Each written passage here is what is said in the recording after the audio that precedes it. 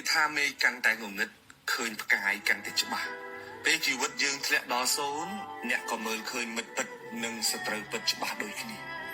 ជីវិតយើងពេលដែលធ្លាក់ដល់សូន្យយើងជួបរឿងអយុត្តិធម៌មែនទែនអ្នកស្គាល់គ្នាអ្នកធ្លាប់ពឹងពាក់គ្នាអាចងាកមកខំយើងវិញក៏មានដែរវាជារឿងគួរឲ្យឈឺចាប់មែនទែននៅក្នុងជីវិតយើងថាអ្នកដតីវាអ្នកដតីទៅចោះអាអ្នកស្គាល់គ្នានឹងក៏ប្រឹងតោង like តោង view ប្រឹងចូលដៃចូលជើងជាមួយគេដើម្បីមកវាយប្រហារយើងក៏មានដែរសង្គមយើងគឺបែបនេះឯងពេលដែលអ្នកធ្លាក់ចុះគឺជាពេលវេលាដែលអ្នកឯកោបំផុតនៅក្នុងជីវិតនៅពេលដែលយើងធ្លាក់ចុះវាក៏ជាពេលវេលាល្អមួយដែរដែលយើងរៀនស្គាល់សត្រូវពិតនិងរៀនចងចាំមិត្តពិតនៅក្នុងជីវិតរបស់យើងអ្នកខ្លះនៅពេលដែលយើងឡើងគេហៅយើងថាមិត្តនៅពេលដែលយើងធ្លាក់ចុះគេចាប់ផ្ដើមជន់យើងថែឌឺដងផ្លែផ្កា